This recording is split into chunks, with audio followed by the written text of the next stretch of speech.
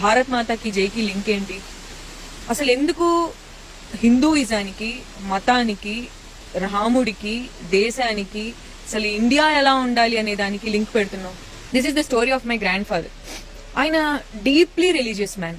ఎంత అంటే ఆయనకి ఏదున్నా రాముడు నా కష్టం చూస్తాడు, రాముడికి నా సమస్యలన్నీ తెలుసు, రాముడే ఆయన బాధలు పడ్డాడు, నా బాధలు ఏమున్నాయి. సో ప్రతిదానికి ఆయనకి రాముడు అనేవాళ్ళు ఒక బెంచ్ మార్క్ అనమాట. అలాంటి మనిషి వాళ్ళు 93లో రామాలయం కడతాము, ఇటుక్కి మీరు డొనేట్ చేయండి అని చెప్పి ఇంటికి కరసేవక్స్ వచ్చారు, ఆర్ఎస్ఎస్ వాళ్ళు వచ్చారు ఇంటికి. సార్ మీరు డొనేషన్ ఇవ్వండి, మీరు అంత రామభక్తుడు కదా అని చెప్పి. ఆయన పూజలో ఉన్న ఆయన లేచి వెళ్ళి, నా భక్తి రాముడికి, నా రాముడు ఇంట్లో ఉన్నాడు, నా రాముడు ఇంట్లో ఉంటే చాలు, అక్కడ ఒక మసీదుని కట్టేసి మీరు రామాలయం కడితే ఆయన నా రాముడు కాదు, నేను ఇవ్వను అన్నారట. మా తాతయ్య అదే మాట ఈ రోజు అని ఉంటే మా ఫ్యామిలీలోనే ఎంతో మంది ఆయన్ని దేశద్రోహి అనేవాళ్ళు, యాంటీ నేషనల్ అనేవాళ్ళు.